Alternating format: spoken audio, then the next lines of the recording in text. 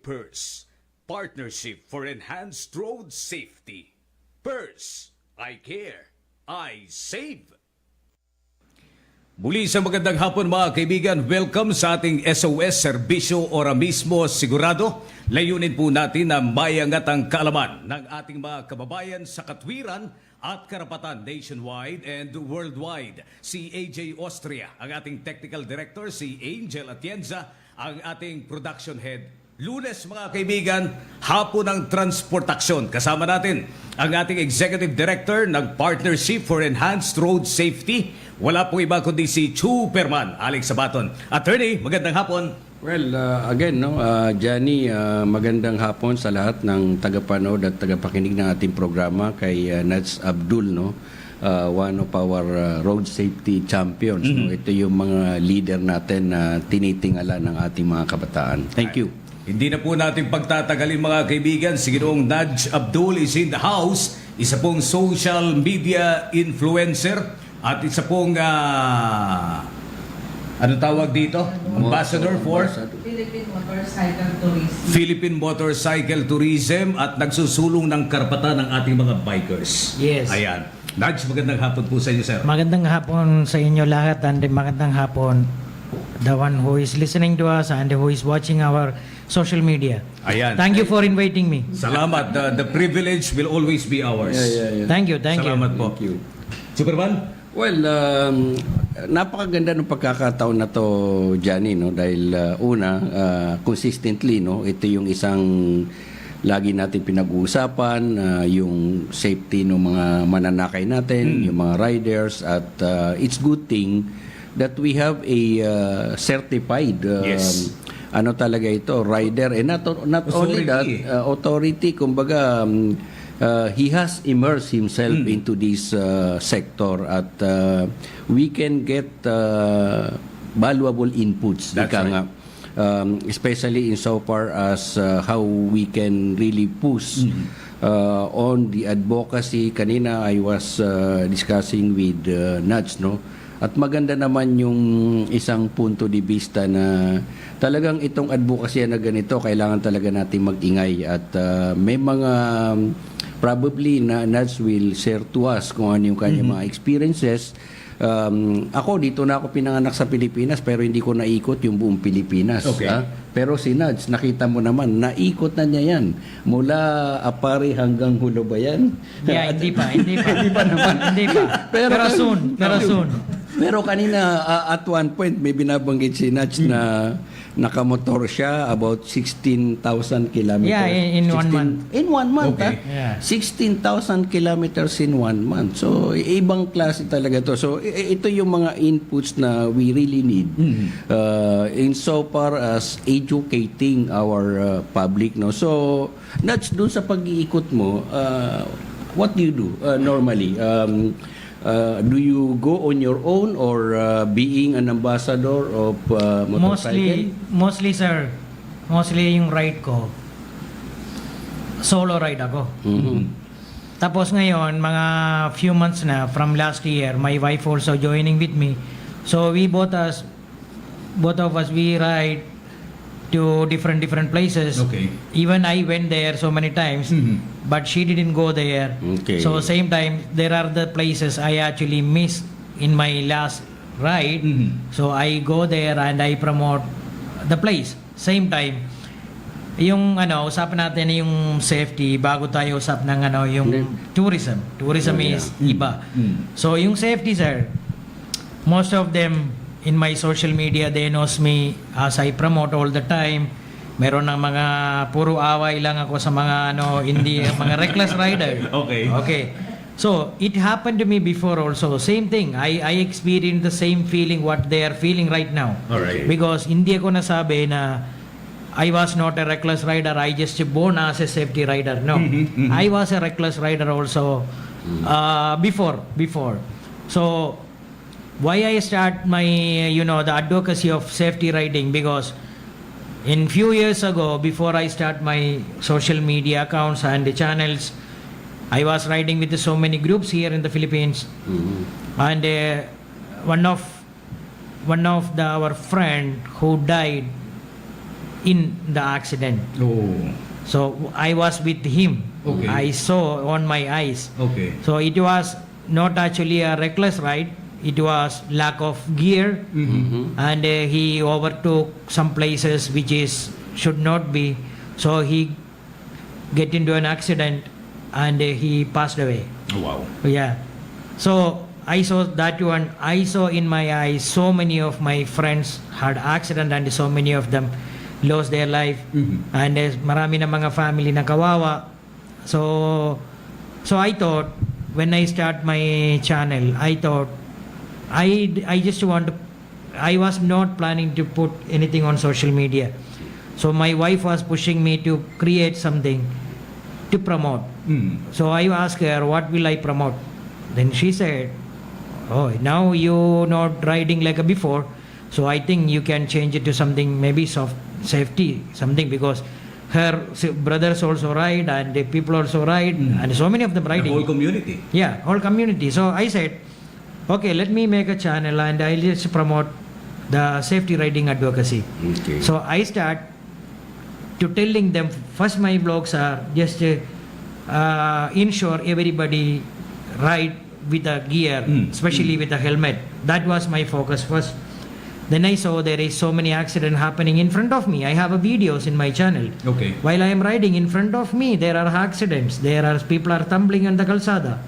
So I said, maybe while I am riding, I can just guide them how to ride, how to safely ride, what are the things they have to focus on the road. Those things I started.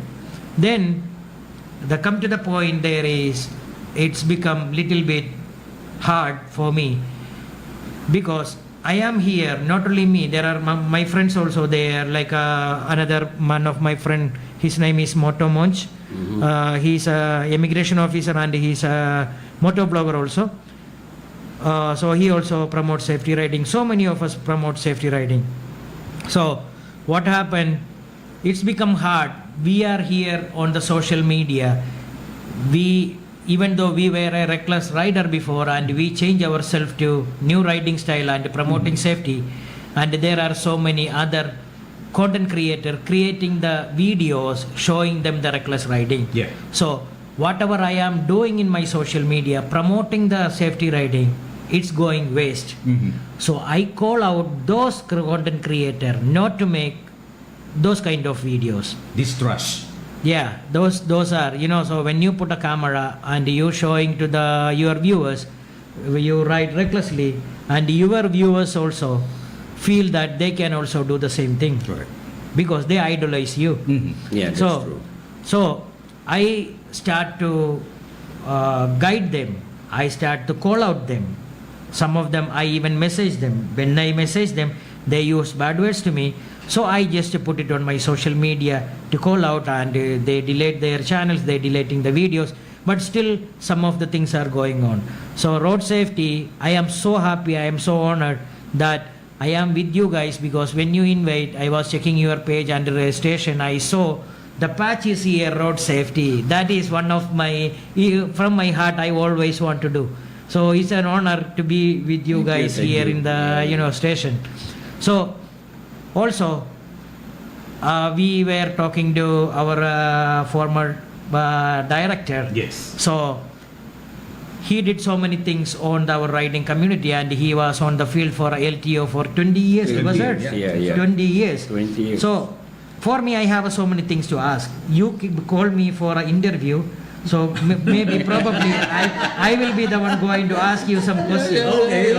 Pwede, bakit hindi? So, Yeah. Attorney Alex is in the hot seat. Yeah. Well, baliktad. Akala ko, we will ask more of Nats. But, well, maganda yung pinupunto kanina ni Nats, no? I just want to reiterate na yung kanyang impression, yung kanyang realization. Una, as a rider, nung una kasi may mga, alam mo yung parang sa mga rider na yung being reckless, ride to die, ika nga, di ba? Okay. But eventually, nakita niya yung ganong sitwasyon na how careless it was, no, for other riders na to waste their lives, no, so to speak. At eventually, ang ginawa ni NAS is more of a positive reinforcement. While they are doing what should have been done, NAS is promoting what should be done. Yes. Kaya maganda yung ganong context. Not only that, ang maganda doon kay NAS kung noon, he rides for pleasure, ngayon he rides For a cause. for a cause, That's for a right. mission. That's right. And really the mission is to maiparating yung mensahe, no? Aha. To save as many lives as possible, no? Well, as a rider, passion, of course hindi naman tayo rider, I cannot speak for that, but technically yung mga ganyan pwede namang boss Johnny na maiwasan yung mga road crash incident, no?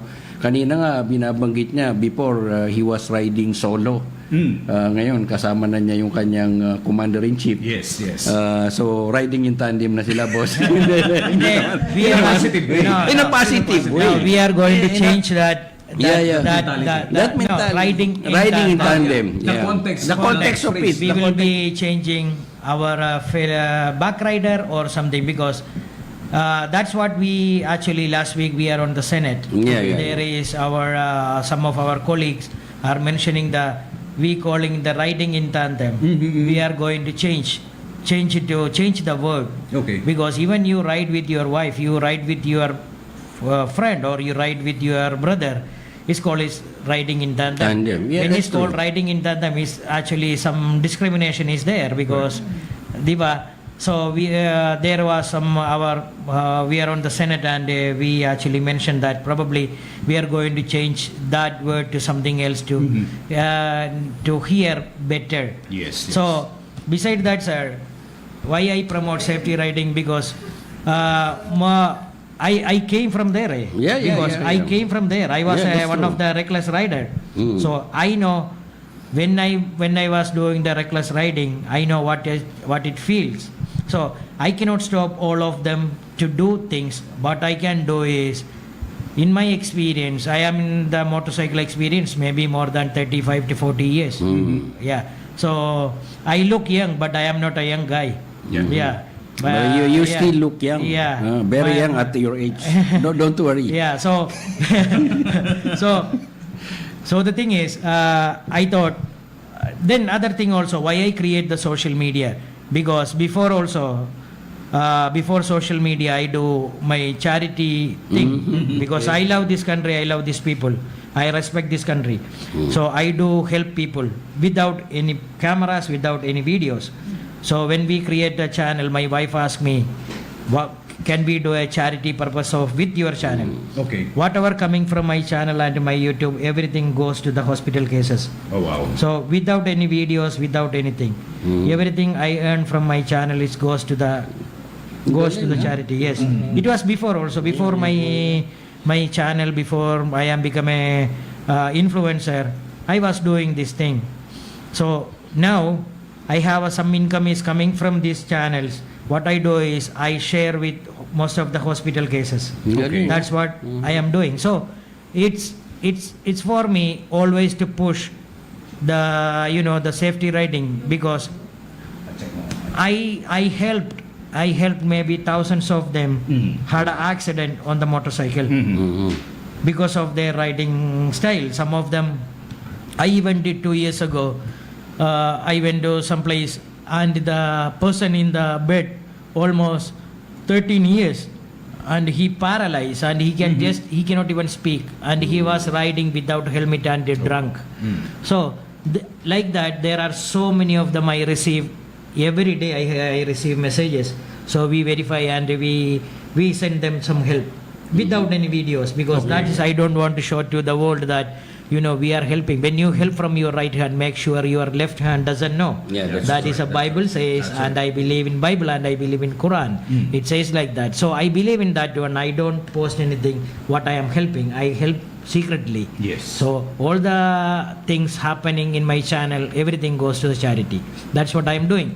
So the thing is, now I am doing with the law enforcement. When they saw me that I am pushing this riding advocacy on the road, they called me and they told me, we are supporting you in all the way to promote our community.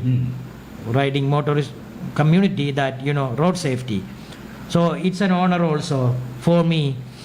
Our law enforcement is there to guide me and help me to promote the safety riding. Same time, if there is any issue, I can ask them how we can solve the issue, like I did on the Senate last week. Because the last week, speaking about the double placa. Yeah. That The is your Republic Act another question. I know. 1125, yeah. You're going to ask me the question also. Yeah, Of yeah. course. Yeah, okay, please. We will discuss that lengthily eventually. Pero alam po ninyo mga kababayan, ito nakatataba ng puso, Superman Alex, si Nudge. Nudge is not a Filipino citizen, no? Originally, I am. Ngayon, naturalized? Yes. Okay. So, I am here in the Philippines 1990, All right. and some of the riders they didn't even born. Yes. Yeah. that's Okay, and they are just new here, and they just want We to were not ride. yet born at that time. No, you are born. So, but I was coming and going. I am here, settled here in the Philippines, almost 15 years now. Mhm. So I have a family here.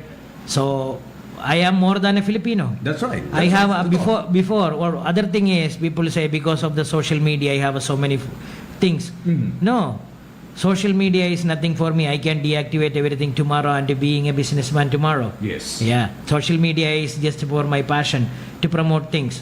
I am a businessman. Also, I have a friends more than any Filipino have. Okay. Before pa. Okay. Before. Okay. Before pa I have Filipinos before any Filipino have. Not only here. In Dubai, all my friends are Filipino. But originally you are from Dubai, right? Yes.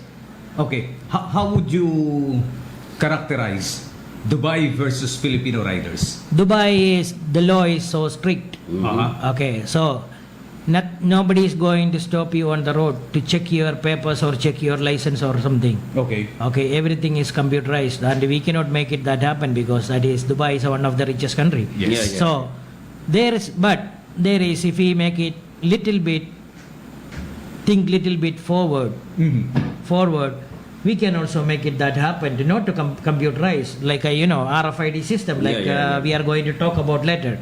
So in Dubai, when you ride a motorcycle or a car, we have a speed limits, and each lanes we have a 4 lane, 6 lane, 8 lanes. Okay. So you have to keep your speed limits. If more than that one, the camera will detect, and you will be penalized on the text message, and you have to go and pay. If you didn't pay on your registration on next year for going to renew, and you will have to pay all the penalties and everything. Yeah. And when you do your reckless riding on Dubai, you will get a black points.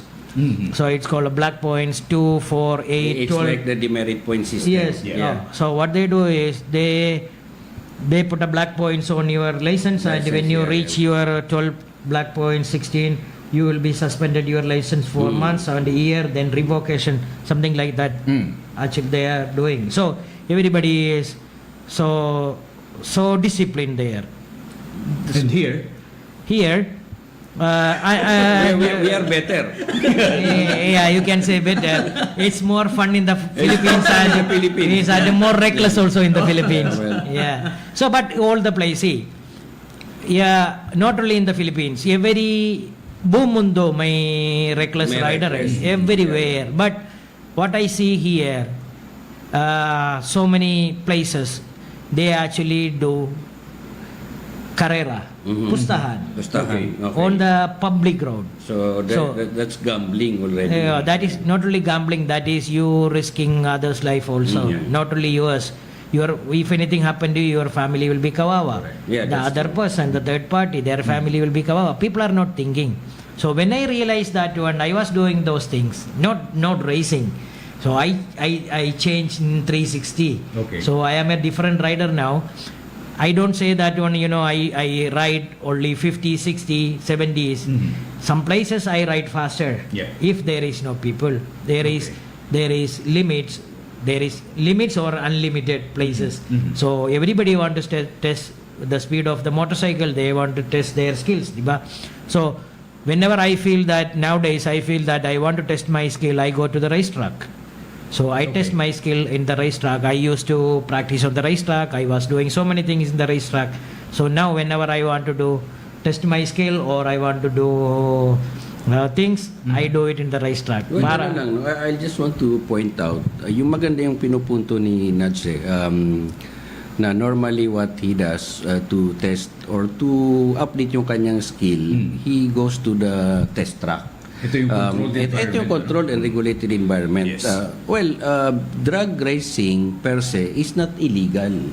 But you have to do it in a controlled environment or a facility for Yes. that. Designed for that purpose where safety protocols are being observed. Yes. That's one.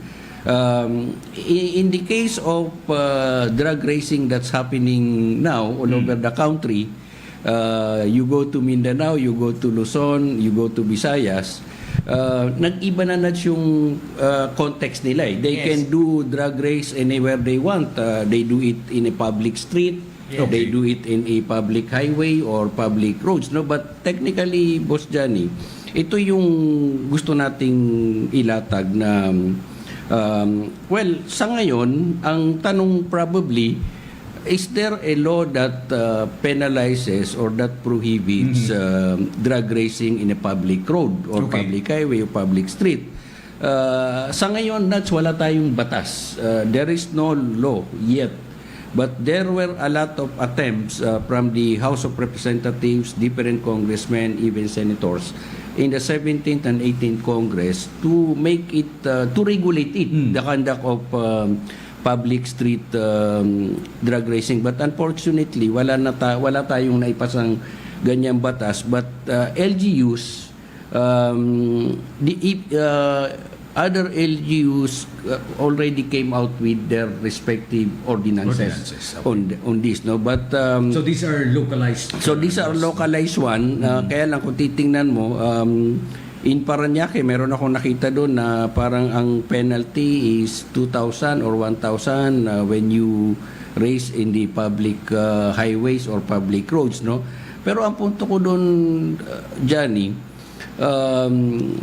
yung proposed bill na isang nabasa ko sa House, the proposed penalty for conducting an illegal drug race in the public highway, sumabot ng 200,000, 500,000, depending, especially if you are involved in sort of road traffic accident that resulted to the loss of lives or that caused injury or severe injury at that, no?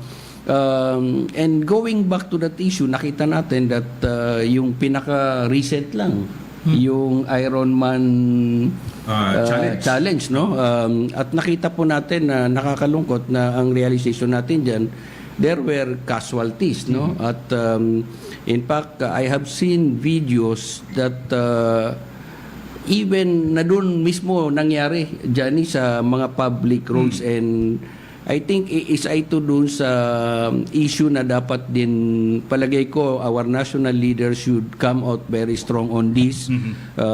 Yung tulad nung nabanggit ni Nads kanina, ang isang setback natin sa Pilipinas, wala pong nanggagaling na strong commitment or leadership commitment at the national level. And probably later on we will be discussing yung doble plaka in the context of road safety initiative at saka yung ibang implication niyan. Okay. Of course, si Nats, nabanggit niya sa Dubai, wala namang doble plaka. What do they have is only a plate at the rear part ng motorcycle. Hindi, meron na marami ba na doon? May doble plaka rin ba doon sa Dubai? Hindi sa Dubai, marami na mga countries na meron ng mga front and rear Okay. plaka. If you look at it, Indonesia, Mhm. India, and so many countries, even UK, They use there is a plaka, Front and rear. front and rear. Okay. Metal din yung sa harap. Oh, pero it's not applicable. It's for me.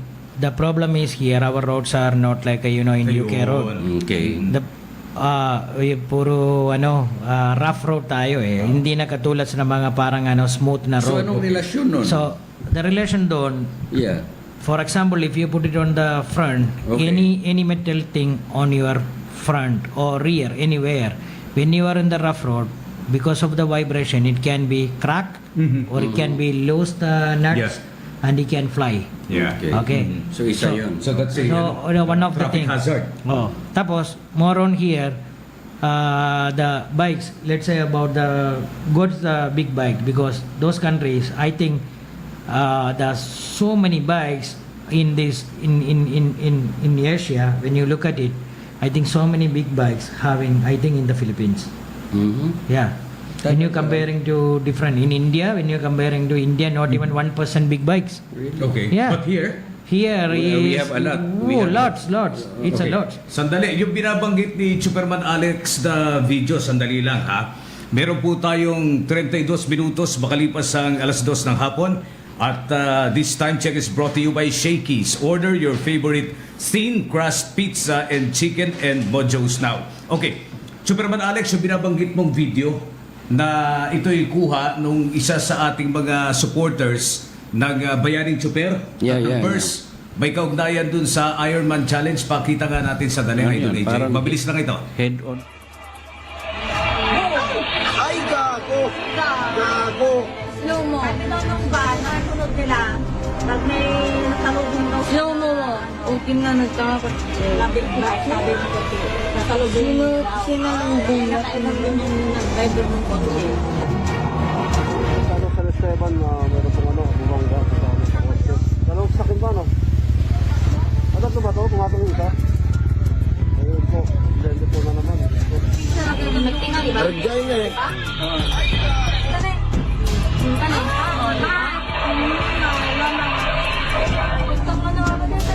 Hindi ko alam kung ito yan. Meron pang isang Bristol Venturi versus white sedan. Puro head-on ito. Well, can you educate us, Nats, just endurance or Ironman boss challenge? No, na this yan? what we saw here in this video. I can only speak about this video. Yeah, of course. I can only speak about this video because I cannot speak more about the Ironman concept. Okay. Or Yeah, things. yeah. I think we can call the organizer to speak what their inputs are. Okay. On the incident, when you look at it, I saw, I was the whole night, I was on the online because I was checking, because I was there on the event to tell all the riders Okay. to ride safely. Okay. That was only my purpose was there, because all the events I go, if there is a motorcycle gathering, I go because I wanted to as a safety riding advocacy ko. So I went with my camera. I was telling all the riders to ride with their pace and everything. But we saw here in the two motorcycle with the sedan, the two motorcycle was their own lane, their lane. Okay. They were not actually not so much of speed, maybe 70 or 80. And there is the two bikes, there is one was not joined the Ironman.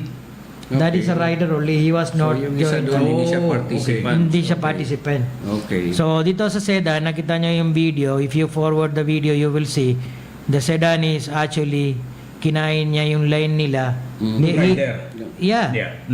He actually on the other side, on Okay. the right side, he passed the right side and So he countered flow. he counter flow Okay. and he was on the high speed and there is, I read on the social media, I don't know the exact.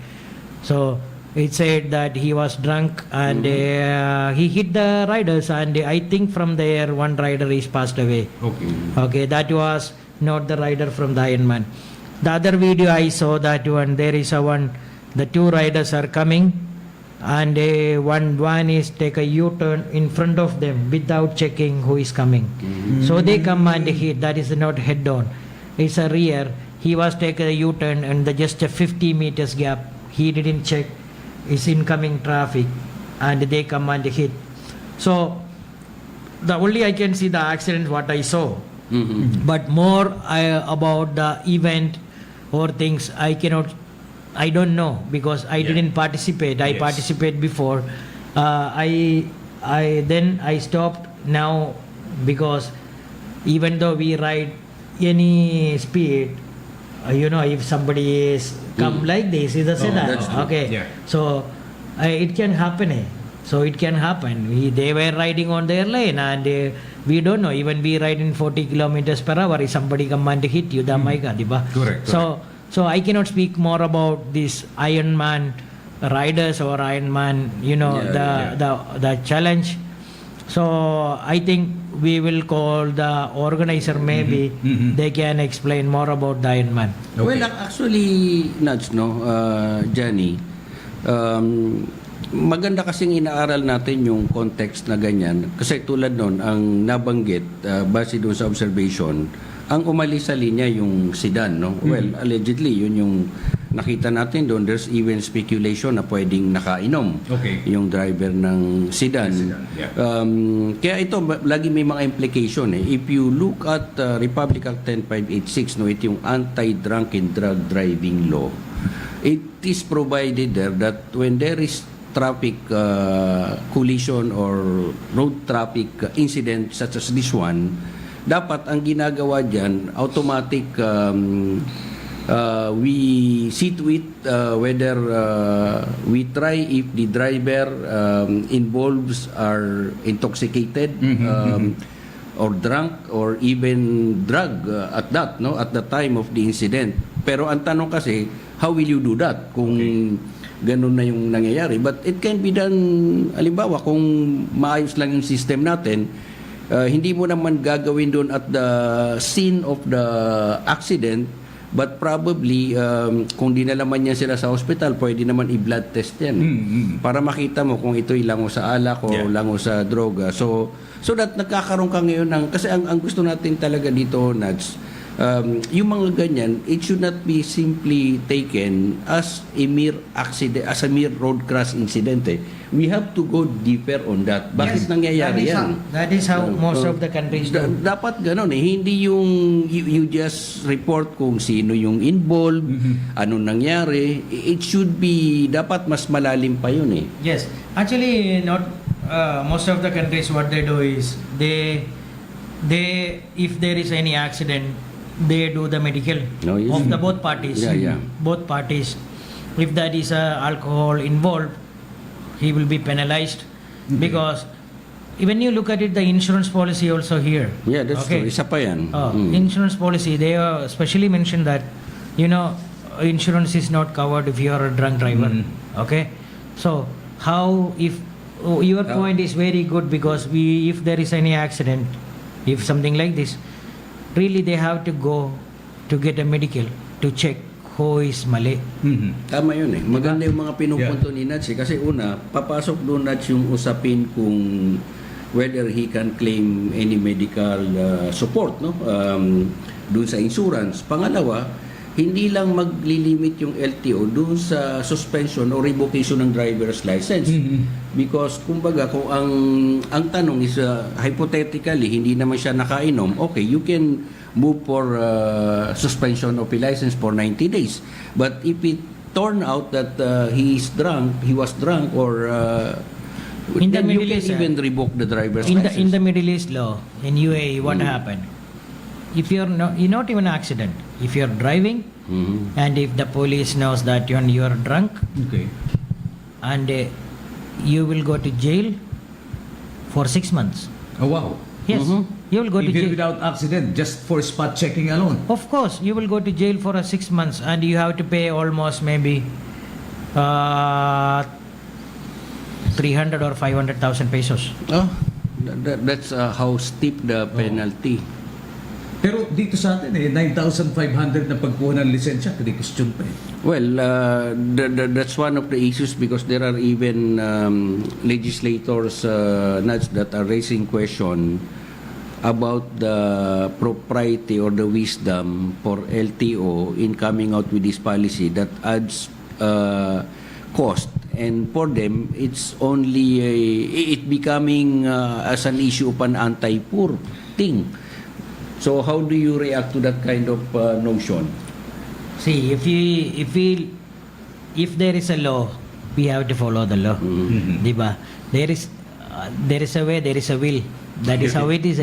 Diba? Yeah. So if you actually implemented the law already here in the Philippines, everybody have to follow, and if somebody is not following, he have to go through. Di ba? Yeah, so yun yung punto rin natin doon, Nads. Halimbawa, when you were in the Senate for the doble plaka, in fact, I was listening in one of the queries that accordingly, yung penalties are too high, 50,000 or 100,000 at that, no? That's why they are questioning it, because for them, it is more of an arbitrary or a confiscatory already. Pero ang punto kanina ni Nats, kung may batas yan, dapat sumunod tayo. Diba? Batas na yan eh. And what is more ironic in this particular instance, Nats, the congressman or the senator are questioning the penalties where in fact they were the one who drafted the law. Yeah. They were the one who who enacted this law, and yet they will put the blame on the implementing agencies, no? Like the LTO. Yung the LTO, we were there for the double plaka issue. Yeah. Actually, one of the good thing when the double plaka, the question is come, there is a bill is out. Senator JV, Okay. we go out and ride and things, and he was asking me what we can do, and we suggested to put a RFID system. So one of the thing is right now is the best way to put a RFID system, and he is very good guy, Senator JV. He pushed that RFID system, and it's already we have RFID already. When you buying a motorcycle, we have already with this So plate, equipped with the RFID thing. the plate is coming with RFID now. Yeah, it's separate RFID. You can put it on your windshield or your motor. So now already the RFID is there, but we don't have the command center and things are here. So it will be, if that happen, it's good. That's why I told you we cannot make the total advance like another countries, but we can just move forward little bit further to make little bit good. So the RFID, the double plaka thing is come and the Senate, and marami tayo ng question ng isa. When it's coming to motorcycle, if you don't have a plate number, you cannot ride a motorcycle. Even you buy a motorcycle today and the plate is come or ORCR is come, after 2 weeks, 3 weeks, you have to wait. You cannot ride. But if you buy a car, okay, even you have only the invoice and wala nang ORCR, if you can drive the car with the conduction sticker. Yes. Ano meron sa iba sa motorcycles of kotse? So what's the difference? What's the difference? Same. Diba, that is one of the question they were asked. So, sabi ng LTO, the conduction sticker is only from the dealer to the bahay, kahit na kotse. Pero when you look at it outside, in the kalsada, there is almost 30% running with the conduction sticker. Pero without real plates. Well, in reality, tama yun. Kung titingnan mo yung RA 11235, unless and until that it is registered and it has a plate, you cannot use the motorcycle, ideally. Okay. But in reality, nailalabas din katulad ng sa mga four-wheel vehicle. In fact, kaya nga tayo, when we were in LTO, there was even at that time a move to issue a circular for no plate no travel. Ang sabi namin, one of my contentions is that we cannot issue the no plate no travel because there are a number, in fact millions of motorcycle which have not been issued plate number. At tama yung binabanggit ni Nats Johnny na yung mga plaka natin ngayon na bago, meron ng RFID system yan.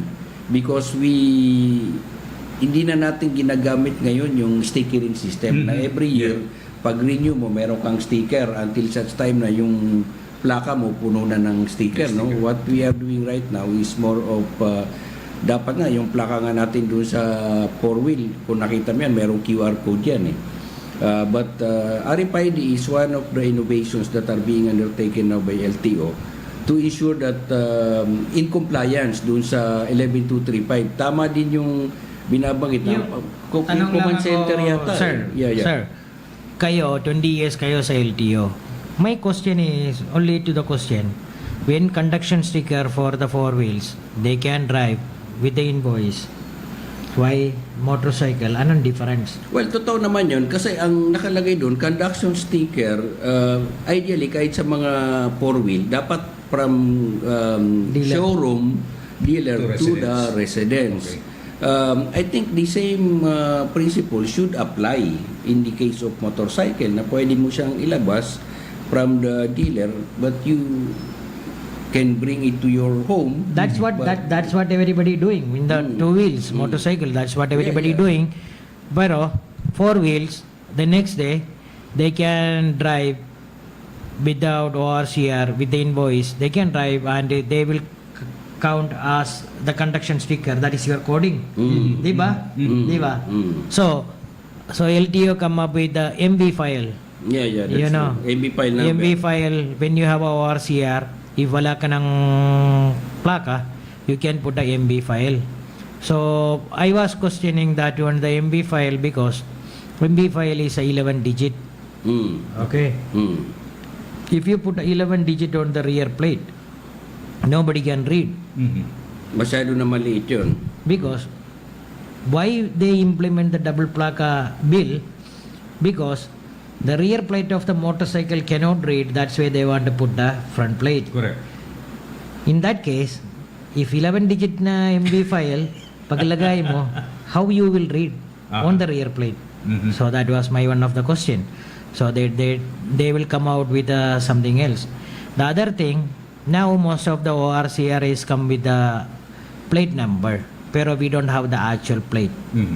So if you have a plate number already on your CR, or you just go to some place who make that plate and you put that number on your plate, then you go back to the LTO and you get the authorization letter. That's the improvised plate. You Yeah, can get the authorization from LTO to Okay. use the improvised plate. My question was there, when you releasing the ORCR, why don't you give the authorization?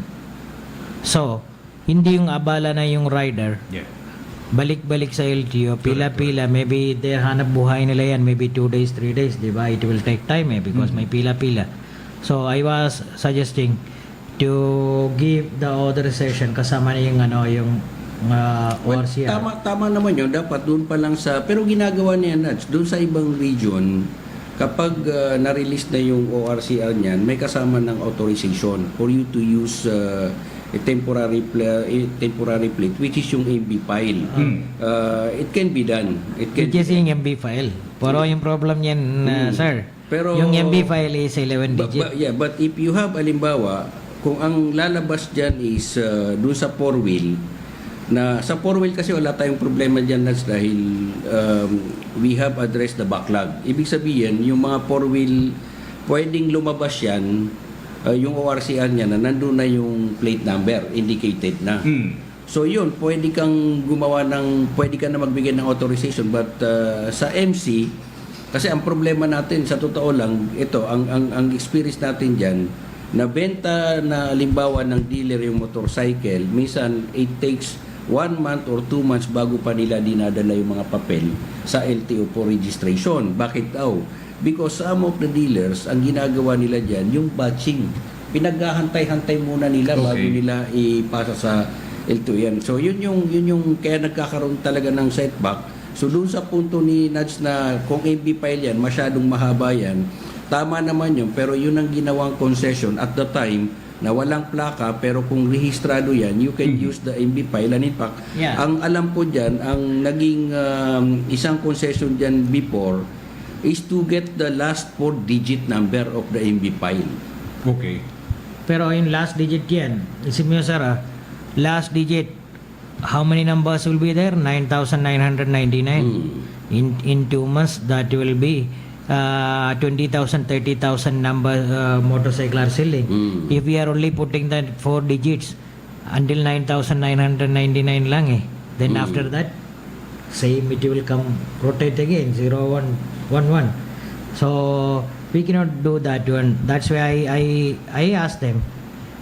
My another question is, sir, why So ano yung option natin other than the MB file number? If ang contention is that's too now long. most of the ORCR is comes with the plate number katulad Okay. ng kotse. Okay. So when they releasing the ORCR, kasama natin yung authorization para the rider can go and make his plate and he can put it. Yeah. Now, what happened? Walang authorization ang kasama ng ORCR. Kasi importante yung binabanggit ni Nats na kailangan mayroong kasamang authorization yan. Dahil pag gumamit ka ng kahit improvised plate na wala kang authorization, you can be cited for violation of Yes, using violation. an unauthorized Unauthorized plate. number. Yes, that is a violation. Actually, So that is a habang violation. nag-uusap ko yun, Superman Alex at si Nudge, tinignan ko yung aking Oo. CR. Oo. I bought a car 3 months ago. Hanggang ngayon, wala pa yung aking plaka. Okay. Pero, Tama yung sinasabi ni Nudge. Nasa CR nga, Nasa CR nakalagay yung yung number. plate number. Pero the actual The plate one. is still to be, I don't know, delivered or picked up. Well, pero normally... pero ngayon, sir, Oo. 3 months ago na Wala bumili- pa yung plaka ko. wala kang plaka, pero nagamit nyo conduction sticker. Mag-commercial muna tayo. No, hindi. No. Yeah, ginagamit ko using the conduction sticker. Yes, di ba? Pero Pwede- is that a violation of the law? Tanong natin sa LTO. Sige, mamay, mag-commercial ka muna. Ang sinasabi ni Nudge, different treatment kapag ka ikaw ay 4-wheel and 2-wheel Yes. owners, no? So ang sinasabi niya, Superman Alex, kapag ka nakuha mo yung sasakyan, 2-wheel for example, the law is talaga bang mahigpit na hanggang point A to point B ka lang at hindi mo magagamit? Hindi, Hanggat wala pa yung...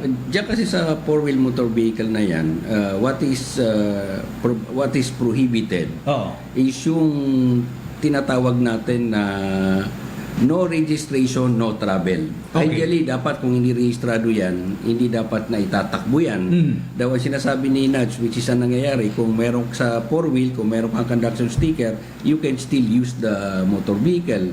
In the case of in the case of motorcycle, Yeah. and in the advent of Republic Act 11235, it states there that you cannot use it without a plate or unless and until it is registered. Okay. So that is precisely an amendment to Republic Act 4136. Had there been no 11235, motorcycle as well as four-wheel will be treated on the same level. Ayun. On the Okay. same level. Same. Oo. I have on the same level. See, I have a car. I am buying a car, so I can use a car, no problem. The next day, only the invoice I need in my car.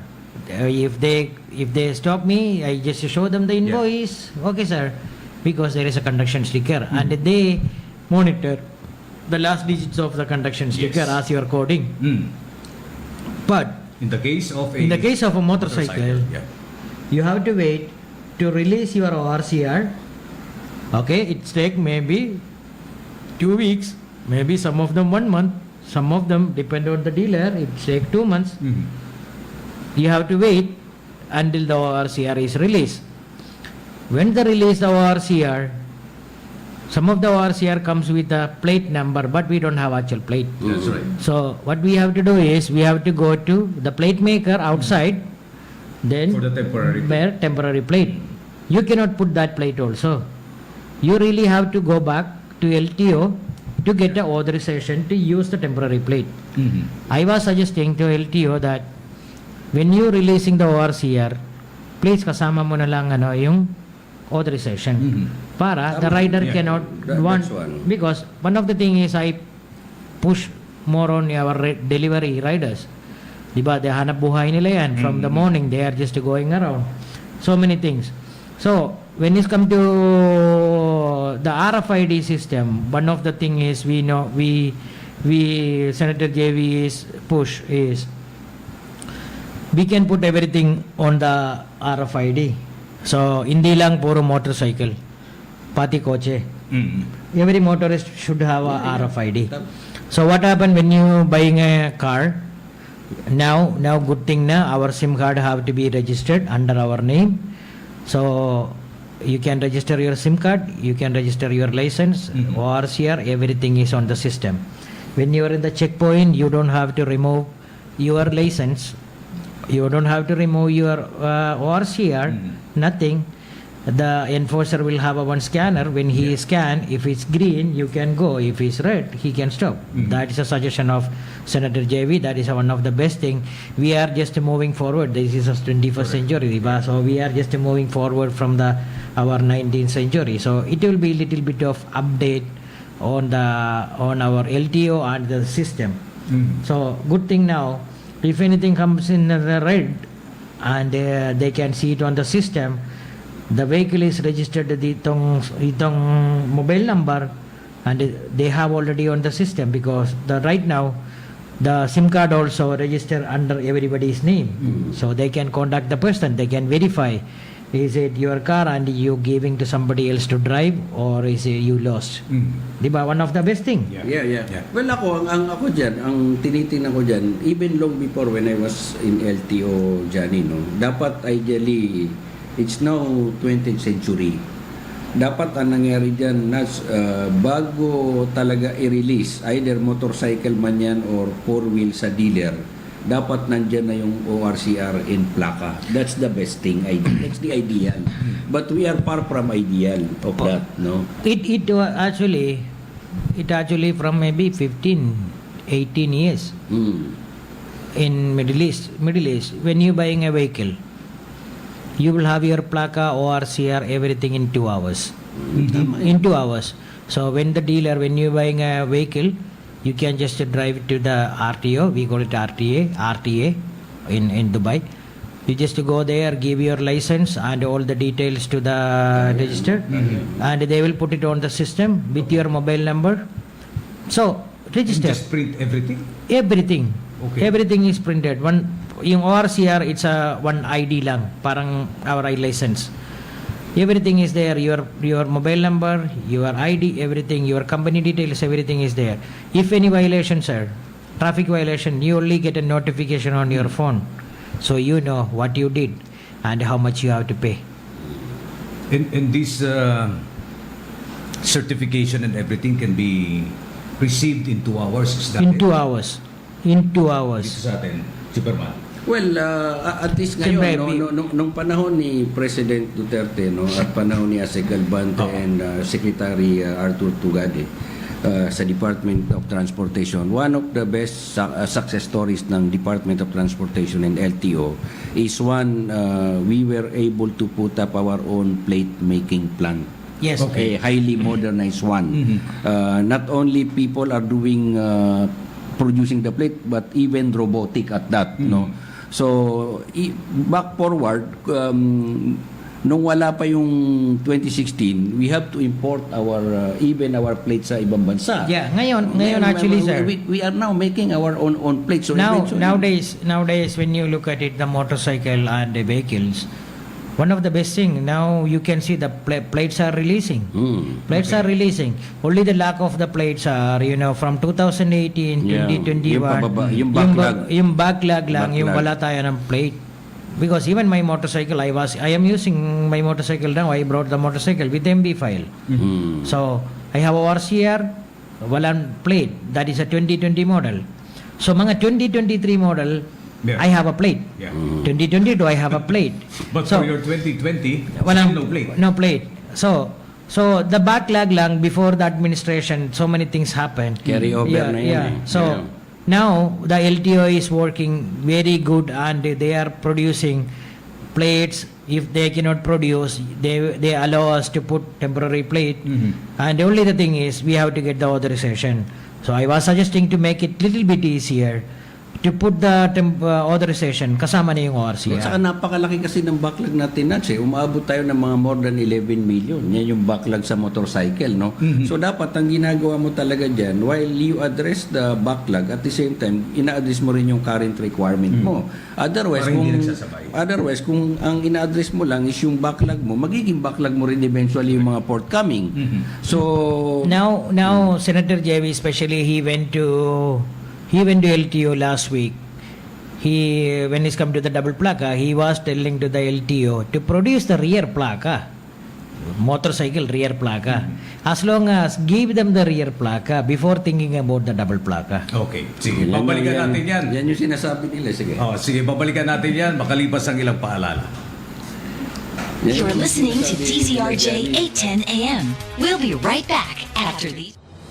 Chacha Hinmo Baby is a news-oriented program that tackles topical issues and headlines with the support of DZRJ field reporters. Hosted by the legendary Jimmy Morato, Monday to Friday from 4 p.m. to 5 p.m. on Radio Bandido TV, Channel 224 Sky Cable, TV Plus Boxes, Digital Free-to-Air Channel 29, DZRJ 810 AM, Facebook.com/DZRJ 810 AM, and on YouTube channel DZRJ 810 AM, Radio Bandido.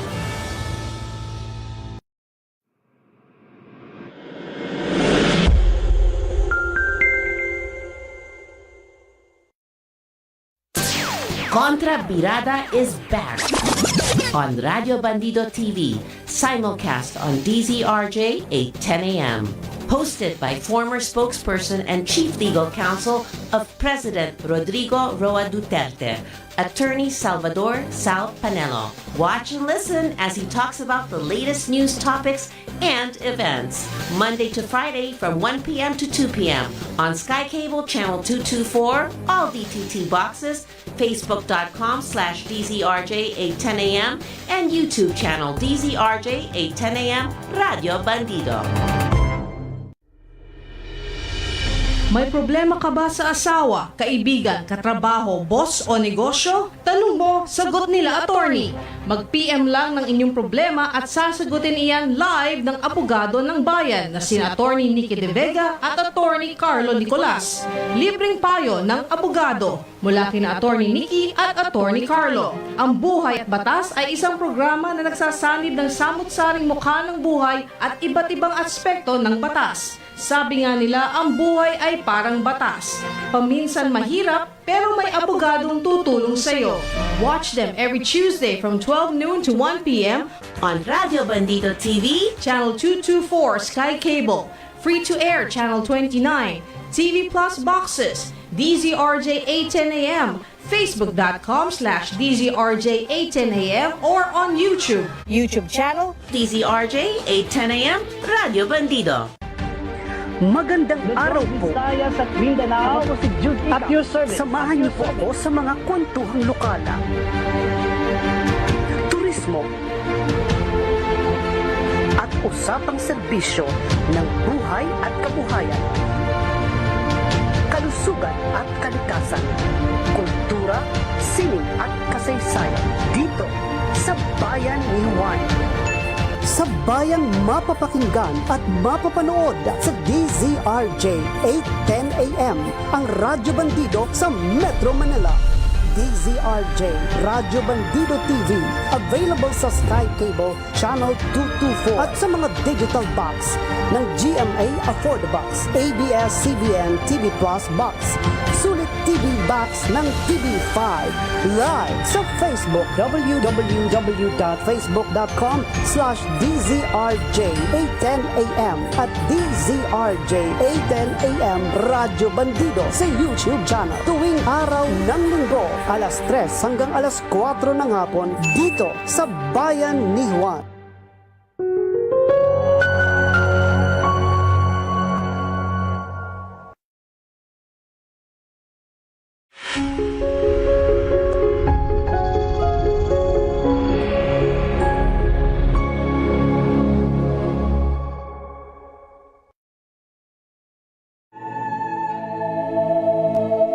Be enlightened with inspiring stories.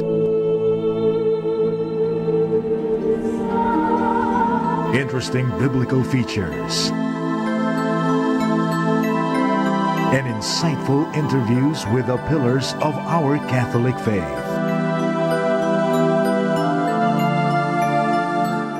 Power to Unite with Elvira.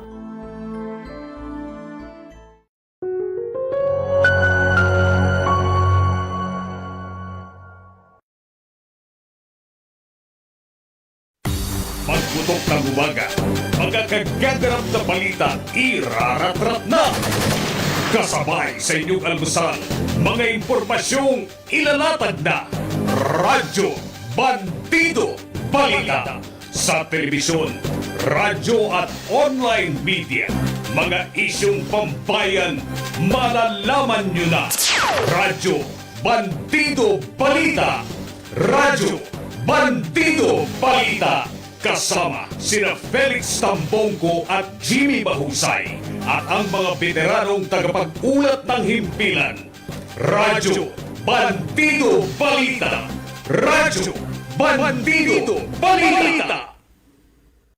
UGM, Ugnayang Gobyerno at Mamamayan. Ang programang humuhugot sa mga isyong may kinalaman sa pang-araw-araw nating buhay at tumatalakay sa halo-halong usapin na may kabuluhan sa ating lahat at may pake sa bawat isang mamamayan. Ginagawa ang pagtatalakay sa istilong umpukan at masayang kwentuhan. Bukod sa mga balita ni Mastermind Raul Vertudazo, hinihimay din ng UGM kung bakit mahalaga sa atin ang mga desisyon ng gobyerno at kung ano ang magiging epekto nito sa ating pang-araw-araw na buhay. Nagbibigay impormasyon din kung ano-ano at aling-aling ahensya ang pwedeng tumulong at tumugon sa problema ng mga mamamayan. Nagbibigay din ng kaalaman ang UGM sa mga bagay na may kinlaman sa pagmamayari ng lupa upang magkaroon ng kalasag ang mga iligal na pinapaalis, dinedemolis at inaagawan ng lupa ng mga land grabbers. Kaya wag tantanan ang UGM, Ugnayang Gobyerno at Mamamayan, Lunes hanggang Biyernes, tumutok sa Radyo Bandido TV para informed ka.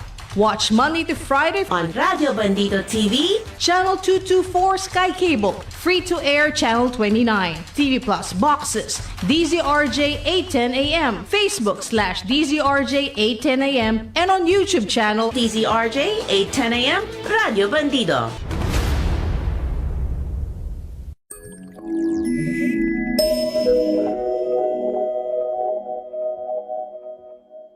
Ten, 9, 8, 7, 6, 5, 4, 3, 2, 1, 0.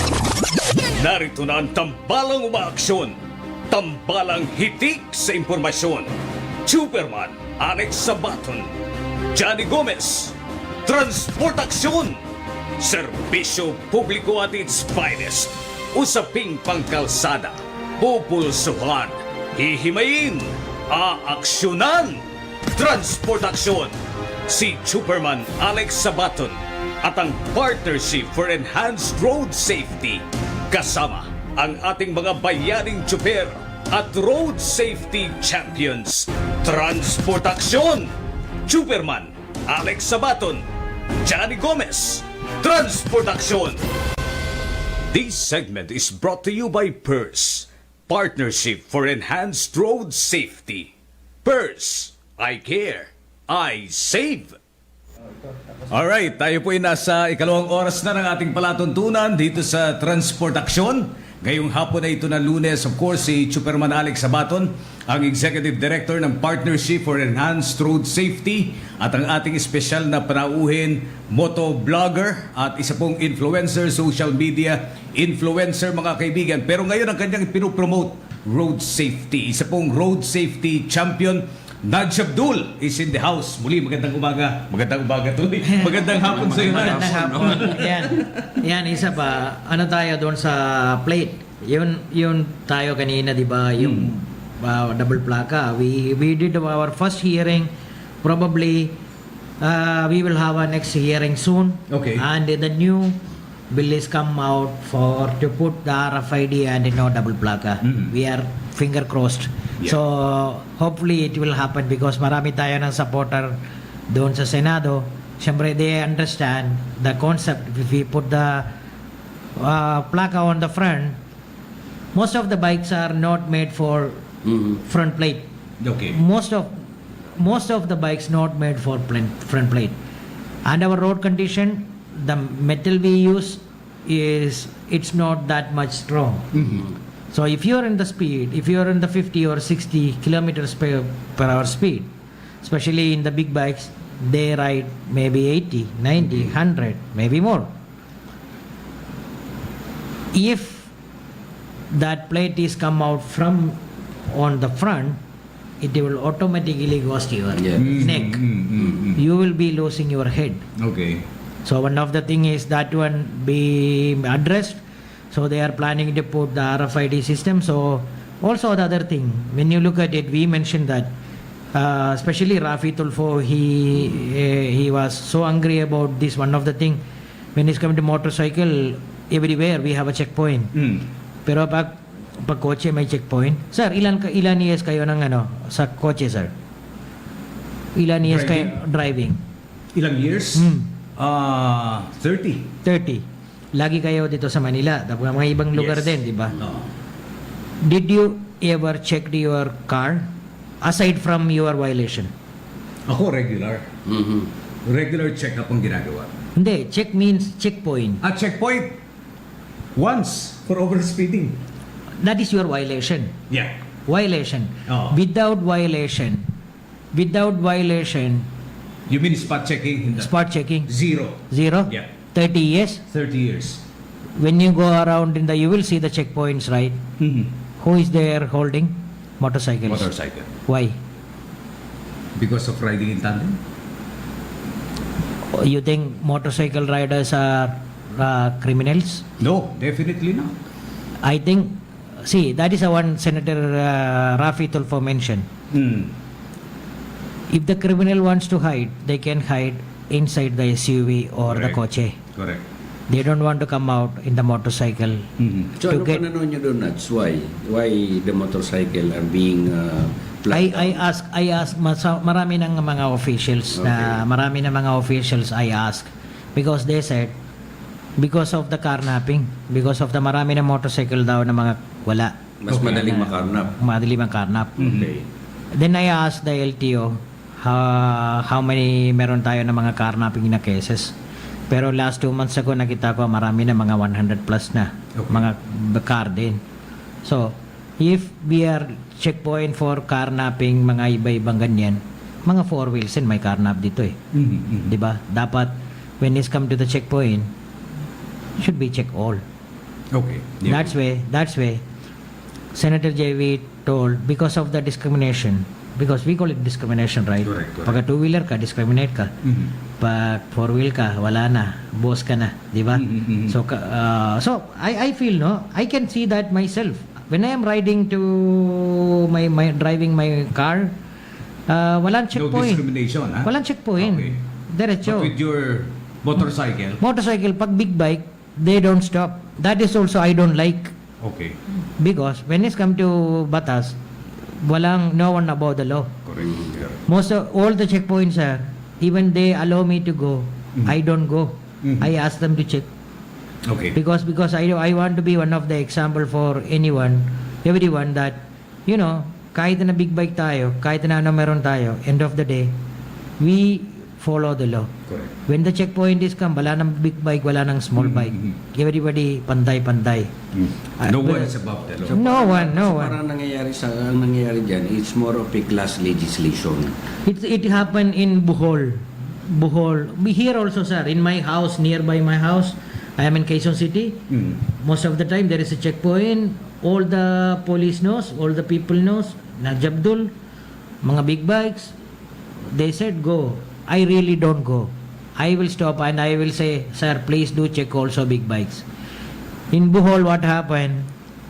They don't even really know me. I was riding the big bike wherever I go, because I invite mga riders to join with me to show me the places, so I can video, I can go to the places. So I invite 5 or 6 motorcycle riders who join with me. Okay. Then we were riding. In my group, everybody checks, and when they saw me, they said go. I said no, I am not going. You check also my bike and my papers. If you're satisfied only, we will go. It's not that I am coming with this group and you check the small bike and you didn't check me. Then that is not batas. Yeah.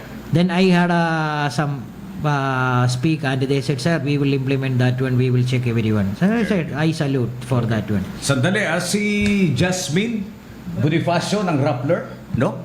Makakasama natin sa palatuntunan. Pinag-uusapan natin dito road safety, pinag-uusapan natin promotion, pero more than anything else, Superman Alex, education. Yeah, Ang napaka-importante. Jasmine, magandang hapon, ma'am. Hello, Jasmine. Sige, balikan natin. Nandyan daw sa line. Jasmine Bonifacio, magandang hapon. Yes po, magandang hapon po, Sir Magandang Johnny. Si Atty. Alex Abaton at saka si Sir Nash. Yes, narito at napapakinggan ka na, ma'am. Good afternoon po. Good afternoon din po. Ayun, siguro magpapakilala muna ko sa inyo kasi nandito ako ngayon sa Samar and this is my hometown. Yun, ako si Jasmine Bonifacio, yung executive producer po ng Eastern Visayas News. At the same time, ako po ay correspondent po ng Rappler. And sa ngayon po, gusto ko lang po ipaalam po sa inyo na yung program po ninyo ngayon sa Radyo Bandido ay naka-share po yung live stream po ninyo sa Eastern Visayas News and yun, we have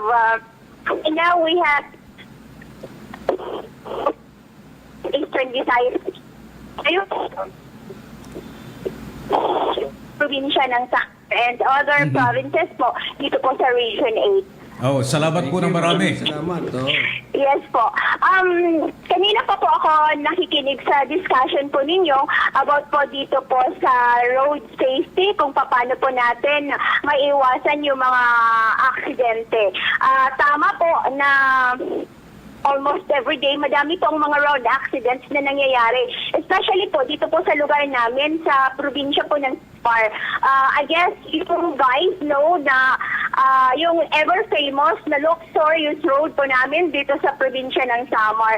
And tama po, kahapon we have a discussion with Atty. Alex na na-mention po niya na meron niya pong yung problema natin doon sa mga road accidents because meron tayong nagmamatter siya sa behavior ng mga drivers, ng mga motorists. And sa tingin ko din siguro, sir, if pinag-uusapan natin yung mga road accidents, kailangan din po dito yung help or tulong at sinseridad po ng mga local government officials po natin na maayos po yung mga kalsada. At yun na po, yung problema ng kalsada dito sa probinsya ng Samar na siya yung nagiging cause almost sa mga road accidents, itong kalsada na sira-sira. So, ang una kong tanong, kasi ito rin yung mga itinatanong po ng mga taga rito po sa probinsya ng Samar, kung ano po yung maitutulong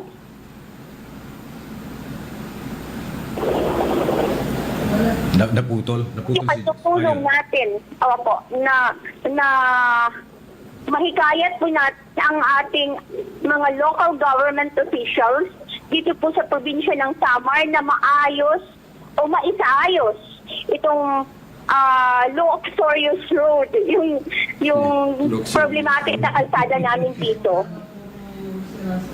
Superman Alex. Si Nad siguro may comment kasi nanggaling siya dyan eh.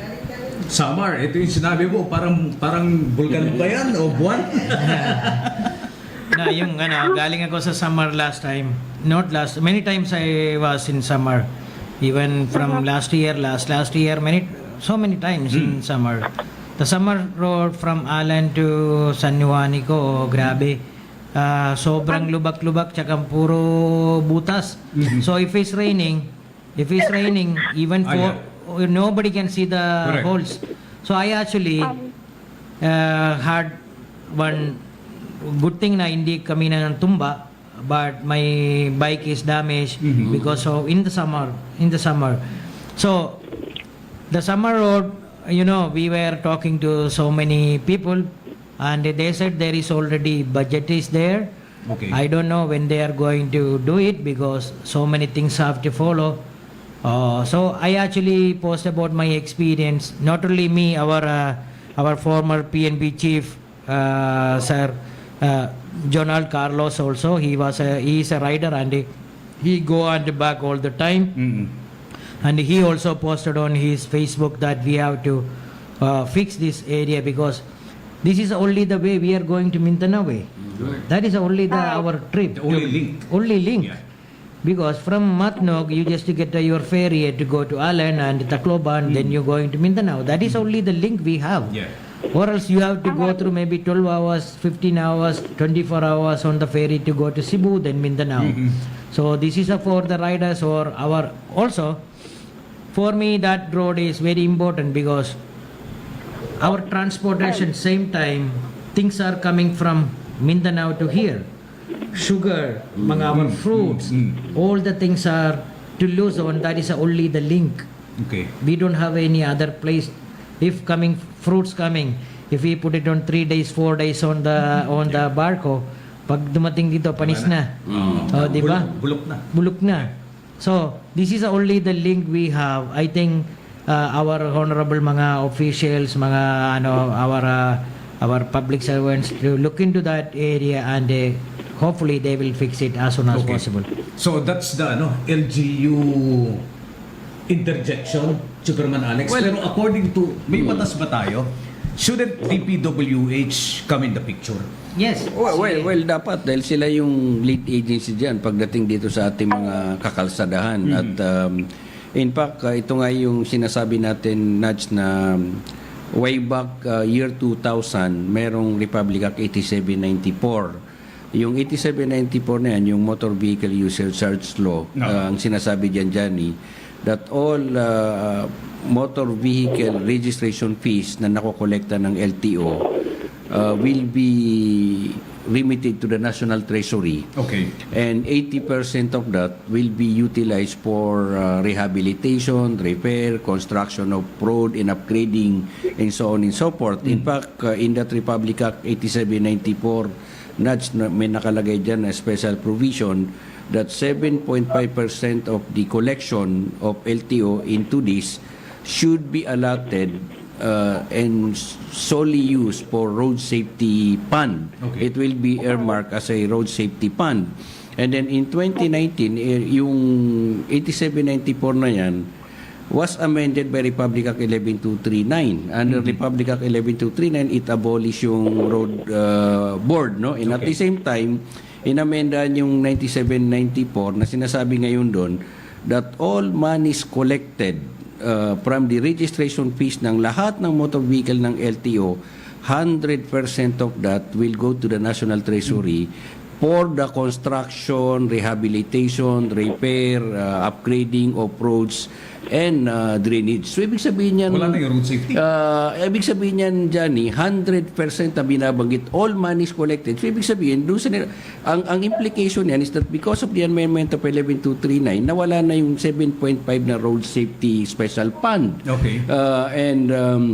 Yun nga yung siguro, tanongin natin, kung titingnan mo yan, Johnny, in 2022, I believe LTO collected about 24 billion for this. So, itong 24 billion yan, kung susundan mo yung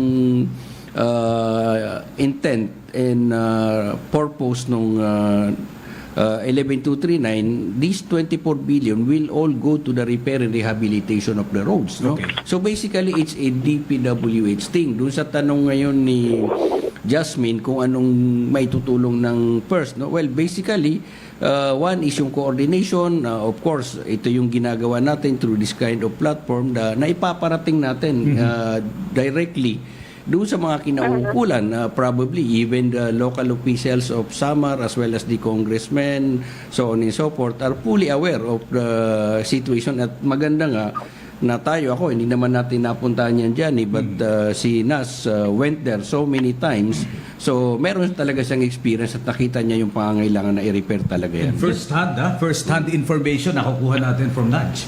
Hindi, yung especially one of my another program is promoting Philippines. Okay. That is one of the program our Senator JV made for our motorcycle riders. So we go to the places, we promote the place because we want to bring back the economy. So Philippine Motorcycle Tourism connected to TPB, Tourism Department Board, and Department of Tourism. So what we do is we encourage all the riders to go to the places to help. For example, if one group of rider is going or one of them going one place, mga lugar-lugar na yan sa Pilipinas, they spend the restaurant, they spend the money in the hotel, they spend gasoline. So that is how we can bring back little bit of economy through promoting our Philippines going to our riders. So this kind of roads, what happened when we ask our other riders to join with us for riding to this kind of places, they don't want to come. Oh, yun lang. Because they don't want to come, even though on the Eastern Samar, Western Samar, mga iba-ibang lugar, grabe, ganda-gandang lugar yan sa mga lugar yan, mga Western Samar, mga Giwan, mga punta ko doon mga But the lugar. road condition? Because of the road condition, nobody wants to go. Oh, wow. Okay. So, we are losing those areas that is a tourist places, that is a historical places, marami na historical places. We cannot go, we cannot bring our riders to promote this country because of the road. Because even you check the social media, you can see, as a motorcycle rider, I can say for the motorcycle riding community, in a month, probably 50 to 100 na motorcycle bengong mags nila. Doon sa summer. I think Ma'am Jasmine knows that one, di ba ma'am? Okay. Oo nga, sir. Ayun, siguro, through your help, yung mga taga-Samar, they would be very much happy kung matutulungan po ninyo. And siguro it's a high time naman talaga that we need to improve the lives of the super majority, especially po yung mga taga-probinsya po ng Samar. And I wonder, Attorney Alex, if there is a policy, whether in the local government or sa DOTR, that all public officials take public transportation as the first mode of choice as they conducted business during office hours. Naitanong ko ito, Attorney Alex, kung siguro meron tayong policy for all public officials na gamitin nila yung public transportation instead of using kung yung mga pribado nilang sasakyan. Siguro, mas mafe-feel nila. Mas mafe-feel nila yung pagsakay talaga ng mga public transportation. And I guess kung talagang sasakay sila dun sa mga public transportation, mafe-feel din nila yung kung ano yung sitwasyon ng mga kalsada namin dito. Siguro yung challenge dito, sasakay ng public transportation papuntang Samar. Well, tama yung binabanggit ni Jasmine, no? Maganda kasi talaga yung immersion pero doon sa tanong niya, meron ba talagang specific law that requires a public officials to mandatorily use yung mga public transport? Wala po tayong ganyang batas, no? Daw ang sinasabi po ng ating law on public officers doon sa code of conduct din po natin, na dapat yung as a public official, being the public office is a public trust, dapat ikaw yung manguna. Maramdaman mo yung nararamdaman ng mga kapwa tao, lalo na yung mga constituents mo, by really taking into kung ano yung kanilang ginagawa on a daily basis, no? But sana ganun yung gusto mangyari ni Jasmine na let them ride public transport so that they themselves can really understand or feel what it is like, ika nga, in doing so. Okay. Jasmine, may tanong ka pa for Nads? Attorney Alex, halos sa araw-araw, meron talagang aksidente na nagyayari. And meron pa nga akong isang tanong kasi itong road safety plan po natin, matagal na din po itong pinag-uusapan. But despite of it, parang parang tingin ko kasi parang wala din nangyayari. Ang tanong ko is, do we have database dito? Like kung ilan ang mga casualties, yung mga passengers, what are the vehicles, aling mga lugar yung may mga poor roads. Tapos, ang tanong ko again is, how accurate yung database po natin if meron tayong database? How reliable is it? Well, na makakapag-address natin yung problema natin sa road natin rightly. Ma-address din natin yung tanong ng marami na how do we make Philippine roads fair?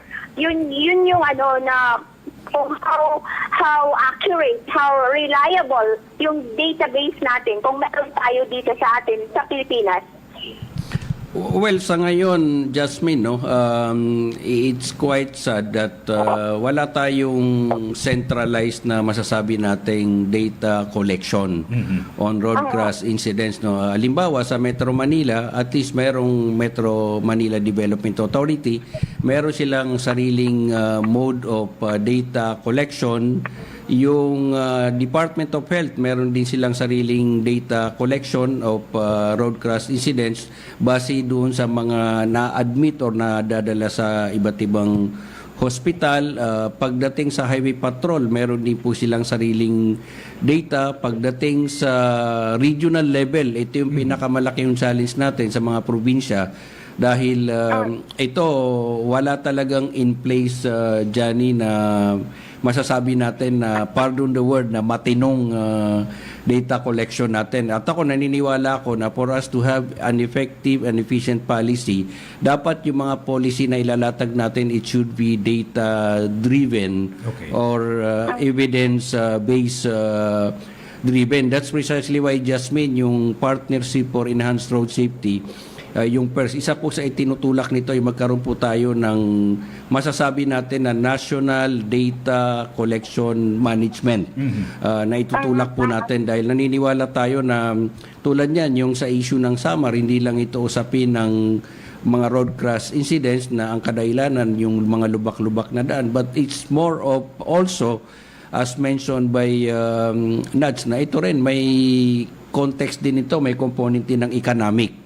So, dalawang bagay yung kailangan natin matingnan dyan, yung aspeto ng kanyang pagiging economic issue and at the same time, as an issue of strategy in addressing yung walang humpay na mga road crash incidents. And one of the component po ng safe system approach principle ng United Nations is one of which is yung safer roads po natin, infrastructure.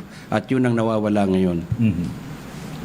Nats, would you like to Okay, add Sir Alex, Attorney Alex, Sir Johnny, marami pa ata siguro ibang magtapa, no?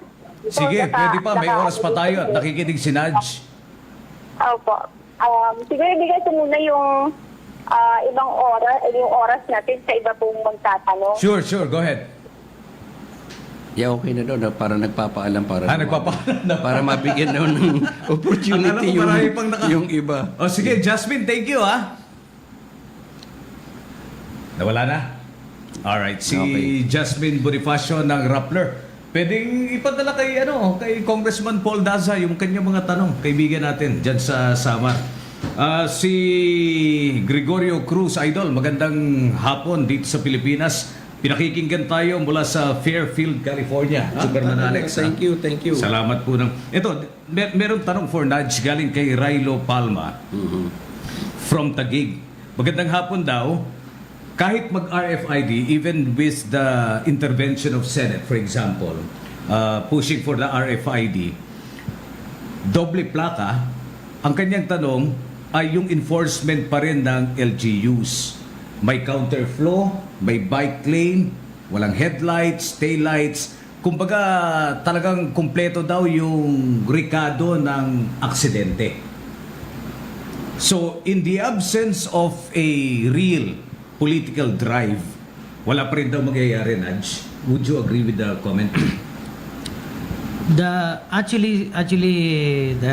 Sir, what we are doing is to put everything on the system. Okay.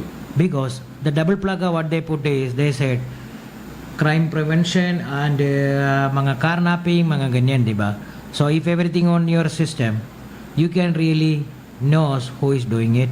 At the moment, you cannot see it. Okay. The other thing what we are trying to do is, I was actually our general HPG director, Marble, our former HPG director, he put everything on the some of the places on the system. He is one of the best guy. So he was doing so many things for our motorists.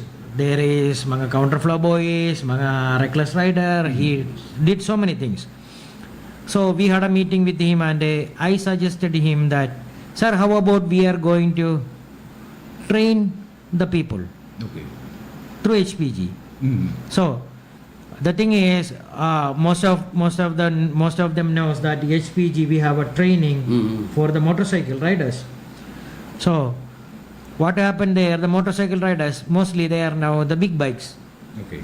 So I suggest for him to do it for our small bike riders, because that is a community. Isip nyo mga almost 30-35 million motorcycle riders here in the Philippines, and we have so many agencies like HPG. They have a good instructor, and there is a TESDA. Okay. So I asked them to collaborate with the TESDA. So two agencies will work together, and we educate people. Kulang lang education dito eh. Actually, people ready to listen. Some of them is more on the people mindset. How much we going to change? We have to push ourselves to change them. Put more strict policies. To when you do this thing, it will happen to you. This not about just to penalize and the things. My suggestion was one of the time, the LTO. So for not only for the motorcycle riders, for everyone. Okay. TESDA has a training school. TESDA. Like see, we cannot compare to different ibang country because they are so advanced. We cannot put a black points and suspend because we are not that much, systemized. If there is any violation is come, reckless violation is come, 1, 2, or 3, you can put points. Then you can get their license and send them to TESDA for a training for a month, maybe 2 months. When you finish your training and you realize that you are doing it wrong and you get trained and you have a certificate from TESDA, you can go back to LTO to get your license. That is one of my suggestion. It was my suggestion. Maybe 1 month, because we have already the agency is there, and we have the system will be more people will realize that they are doing something wrong. When they go outside the road, in the road, they realize that when if I do something wrong, my license will be taken and I am going to be on the TESDA. Because the TESDA is there and the HPG people are there, they can train together for the bike community or all the other motorists.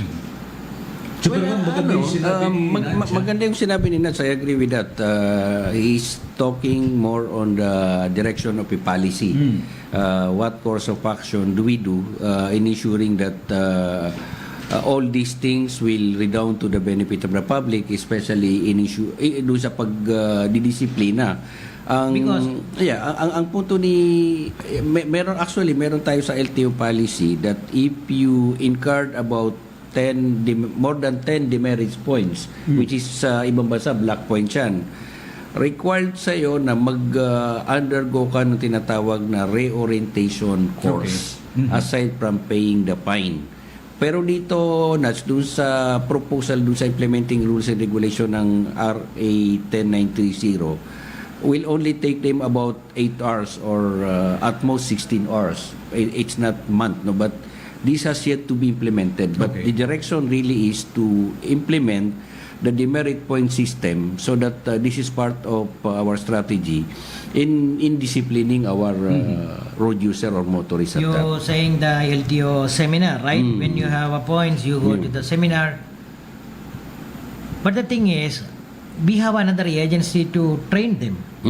Which seminar, see, if I go to seminar for in a year, one time, No problem. One day I will lose, but I will do it again. Mm. Di ba? Tama. When you have the agency with the full force, that is a TESDA. Yeah. So the LTO and the TESDA can work together. Tama yun, no? Yeah. Di ba? Tama yun. So everybody will be mindful. Ang ano lang talaga kaya maganda yung pinupunto ni Nats, no. Ang pinaka mahirap sa kultura ng Pilipino yung nakagawian eh. Ayaw nilang pumunta sa ganyang klaseng aspeto na retraining or reorientation. In fact, dito nga lang sa pagkuha ng student permit na 15 hours theoretical driving course, umaangal na sila. But there is no other way to do that but really to implement this kind of mechanism for disciplining the motorist. At tama yun, nandyan ang TESDA, nandyan ang Highway Patrol, nandyan ang LTO. Ang nagiging problema kasi natin dito, Nads, alam mo naman to, obviously, may kanya-kanyang torpe. They are not even coordinating or collaborating each other. They are not in sync. Actually, They are not in sync. HPG, they are always welcome. HPG, TESDA, one of our deputy director, Congressman John Bertis, he is a deputy director. So for TESDA, and he welcome HPG, and the HPG, they ask me, we will push that one for Correct. the training connected with the TESDA, because HPG, when we are going for a training, you have to spend so much of money to make training areas. Yeah. Kasi sila may facility talaga. Siyempre. So, I said, why we don't want to use that amount? We have already the agencies there, that is called TESDA. So, why don't we collaborate with the Maximize TESDA? lang. Yeah. Di ba? Maximize lang yung ano. Pero in terms of collaboration, yung LTO has a standing memorandum of agreement with TESDA. Okay. Doon sa tinatawag natin na pre-theoretical driving Yeah, course. that's or right. TDC that is already incorporated doon sa kanilang NC1 or NC2 training. Isa yun doon sa example of convergence or collaboration na tama yun, unless we do this kind of engagement, may hirapan tayo. Okay. Ang maganda dun sa binanggit ni Nudge kanina, everybody is ready to listen. Palagay ko, that's one step closer, no? Dun sa ating pinag-uusapan na road safety, because yung mga listening ears ng ating mga kababayan ay talagang ready na para tumanggap ng mga changes. Meron pa tayong isang magtatanong, Superman Alex, Nudge, galing rin sa Visayas Media Bureau, si Eileen Lim. Ma'am Eileen, magandang hapon. Maupay nga kaloob, Sir Johnny, Atty. Alex, and Sir Nudge. Good afternoon po. Ako po si Eileen Lim, for 37 years I work as broadcast journalist for government-owned Radyo Pilipinas and Radyo ng Bayan. So right Okay. now po, I'm a freelance journalist. Dalawa po yung concern ko regarding road safety. First po as a pedestrian and second as a driver kasi nagda-drive din po ako. As a pedestrian po, araw-araw nakikipaglaban para sa karapatan namin gumamit ng public roads dahil naluwagan nga po, nagkaroon nga po ng road widening operations pero yung nadagdag na space na ginagawa naman pong paradahan ng mga sasakyan. And sa mga pedestrian lane, may mga drivers din po na hindi marunong rumispeto sa pedestrian lane. And as a driver naman, yung naiparinig ko nga na concern ko kay Atty. Alex, yung nagmamaneho ko sa gabi na may mga headlights na naka-LED lights na nakasisilaw na hindi man lang marunong mag-dim yung mga drivers. So, halos araw-araw, ito po yung concerns namin on road safety. So, ang dami na po nating batas na naipasa regarding road safety na tapat naman sana para mapigilan yung mga aksidente sa daan. Pero na-notice po natin, kulang po yung law enforcers natin, di po ba? Maging sa LTO, tsaka sa Highway Patrol, ilan lang po yung personnel. Dito sa Samar, parang dalawa lang yata yung nakikita namin na taga-HPG na nag-implement din ng mga laws natin in road safety. So sa hanay niyo po, ano po yung parang participation niyo sa enforcement ng mga laws or sa anong paraan po makakatulong ang group for such laws? Aside po sa advocacy through media. Like for example, kami po alam namin kung ano po yung yung karapatan namin, yung obligasyon namin on road safety. Pero pag nakaka-encounter na po kami ng mga violations on road safety sa mga batas natin, hindi po namin alam kung sino po yung lalapitan namin dahil yun nga, wala naman po kaming nakikita mga law enforcers, mga visible na law enforcers sa kalsada, lalong-lalo na po dito sa mga probinsya po. So, ano po yung take away ng first dito? Superman, outnumbered daw yung HPG ng potholes eh. Yeah. Well, I agree.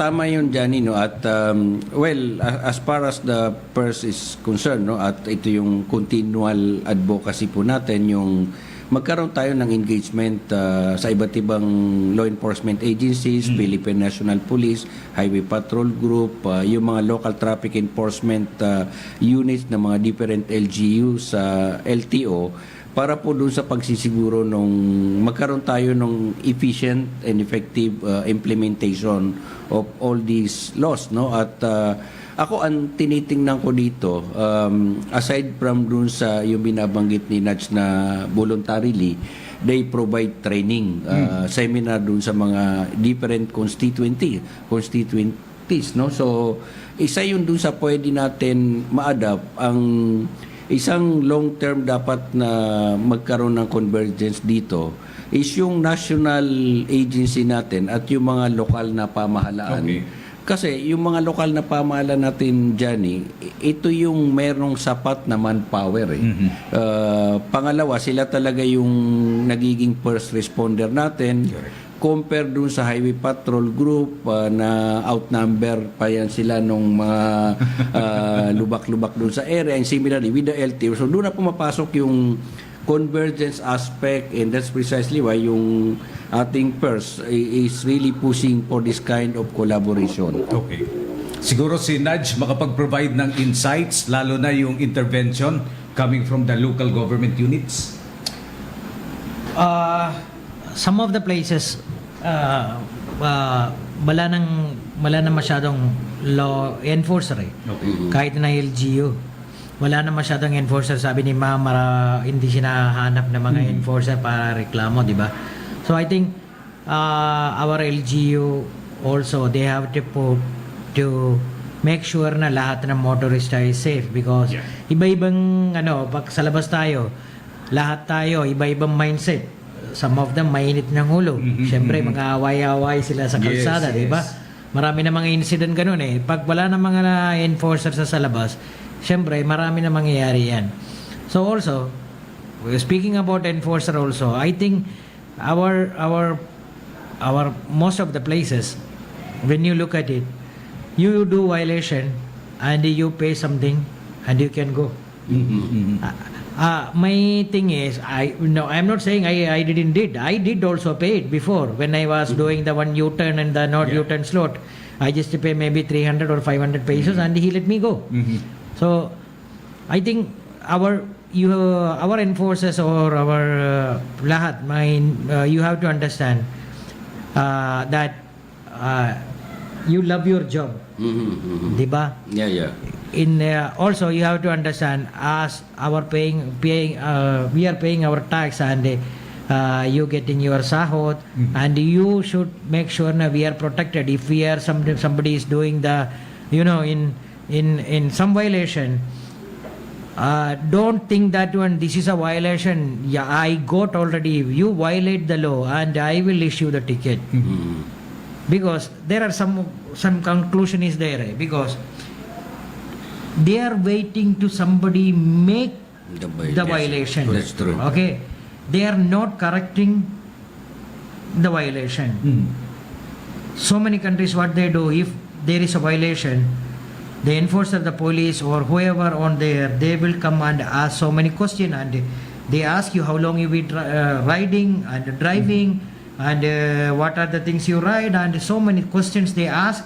And if they're doing the violation, they will actually guide you not to do next time. Okay. So what happened, the rider or the driver feel so safe that he feels that the enforcer is nice and this is our law, we have to follow. If we follow the same, there will be no more violations. Though here, what we can see here, so many places, they are just to wait for you to make a violation. There is no warning. There is no question at all. They will issue right away ticket. That's what I mentioned so many places. I think I respect all the enforcers because they are on the heat. They are outside. They are eating the smoke. But they have to think. They have to love their job. At the same time, they have to guide because they are on the front. They have to guide the rider or driver to not to make a violation on next time. When issuing the ticket or when you getting something from the people, it can happen again. It can happen again. Because if you give them the warning and you tell them not to do it next time, this is the things you have to follow. When the driver is reaching certain area in next time, he will really remember. He will really remember. And he will follow. He will follow. Yeah. Ang pinupunto ni Nats, yung law enforcement through education. Yes. Not through collecting of fines and penalties. More than that is really to educate the would-be violators para nagtatanda na siya eh. There should be maybe there should be a violation notice or something we can issue. Diba? So we have an idea, he violated before, we already give him the warning. So next time we can do something.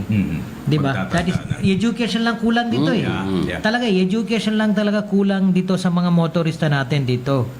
Hindi lang yung pera, hindi lang mga yung lahat. Education talaga. Who going to educate? Whoever in the front. Pero in your idea, Nats, no, how do we compel the public to undergo education? For example, if somebody is doing the violation, if the enforcer is teaching him something, in the warning, he will say, this is a law, this is the batas, this is you have to follow. Diba? When you are in the violation, if somebody guided you, that is only you put it on your head. Next time you won't do. Okay. Diba? Isipin natin, meron tayo ng anak. Bata, if he doing something bad, you teach him not to do. You don't slap him. You give him ideas not to do. This is bad. So he will not do again. Yeah. Diba? That is how we educate people. Okay. Ellen? Yeah. Yung parang yung nakukulangan po ako doon sa panig ng law enforcement. Kasi there are times na yung information, well-informed naman po yung isang tao, yung isang driver, yung isang pedestrian. Kaya lang po, there are times na ito pong edukasyon, ito pong kaalaman niya, ang ginagamit niya to violate the law. No? So yung tanong po, parang dapat partner, kambal, i-inform yung tao kung anong karapatan niya, anong obligasyon niya. At the same time, may nakaabang na tao na magpapatupad ng batas at sisiguruhin na mapipenalize itong tao na nagbabiolate ng law. Yeah. Yes. Yung problem natin dito, most of the places, they are not giving the penalty. You can just lusot, pwede ka na lusot eh. You know the way, right? We have to educate also our enforcer not to do those things. Walang lusot doon. Pag violate ka, you have a warning, and if you didn't follow the law, you really get penalized. That is how we can change the system. Or else wala talaga, lusot tayo lahat. Yung capacity building at saka training ng mga enforcers, very important yun, Johnny. Siguro last question, Ellen, kung meron pa? Yun lamang po. Aside lang po yung isang scene na nangyayari sa mga highway natin. Every time na may law enforcers po na nag-check ng mga registration po ng mga motorcycles, makikita mo po siguro a kilometer before doon sa checkpoint, nakapila yung mga motorcycle, hindi umaandar, kasi nag-aantay na umalis yung mga law enforcers sa checkpoint para makalusot sila. So makikita nyo ang dami-dami nitong walang mga motor registration. So, yan po yung kailangan sigurong matutupan din ng ating mga law enforcers. Okay. Kung paano po mag-strategize po. Salamat, Ellen. Thank you, Ellen. Okay, thank you so much. Si Ellen Lim mula sa Visayas rin. Okay, education is key. Pati yung sabi ni Superman Alex kanina, character building is also a plus factor, no? Pero itong ating pinag-uusapan tungkol sa road safety, this is everybody's ball game. Lahat tayo should be part of the solution. Yes. Am I correct? Yes, yes. Raj? Everybody, Okay, not only us, we are here and sitting here and speaking to you, but everybody have to put themselves as a part of, road safety. If lahat tayo, hindi tayo ng mga katulad sa mga iba, wala tayo ng road safety. Correct. Everybody have to think we are on the road and we have to ride it in our own pace and own safety protocols we have to follow. Wala tayong problem dito. Tama. Yeah. Superman? Well, I couldn't agree more doon sa pronouncement ni Nudge na importante talaga rito yung sinasabi nga natin, it's everybody's concern. Yeah. In fact, road safety is a shared responsibility, ika nga. Kailangan ba ito maging political and social issue for everybody to be talagang magkaroon ng participation? Palagi ko, the likes of Nudge will make this issue a trending one.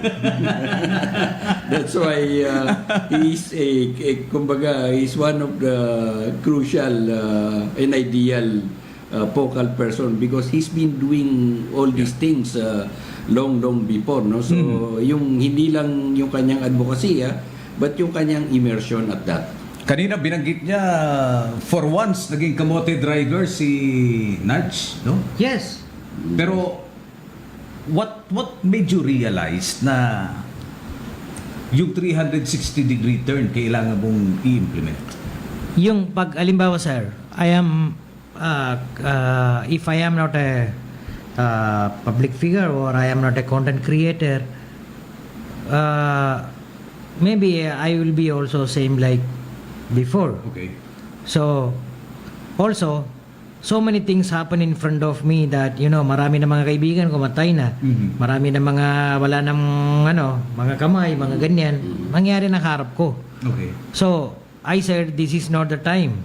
This is nothing we don't get anything from here when we doing reckless ride or drive. We don't get anything here. Only nakita ko sir dito sa social media, if you do reckless riding and you overspeeding, when you have a people watch, they say idol. And if you semblang, same people will call you kamute ka. Talaga sir, same people. Okay. Same people will call you kamute ka. All right. Because I was seeing on social media. So many of them riding, so many of them do things on the public road. Nakita ko ng post nila, marami na mga sabi, idol na idol kita. But when he semblang, same person is saying, kamute ka, hindi ka namatay. Yeah. Ganun talaga na mangyayari dito. The mindset is social media mindset and the people mindset have to be changed. All right. And kulang talaga ng education. I think probably LTO will be put more stricter on the licensing thing because in Middle East, if you want to get a license, you have to pass 81 laws. 81. And you have to go through all the trainings. Okay. Parking, parallel parking, horizontal parking. That is one of your test. Okay. Same time when you sitting on the car, they will check everything. You putting the seat belt, you adjusting your mirror. If you didn't adjust your mirror, you have failed. Wow. Nako, sayang wala na tayong oras, no? Pero babalikan tayo ni Nudge next time. Superman, paalam muna tayo. Napakaganda ng discussion natin, Johnny at Nudge, no?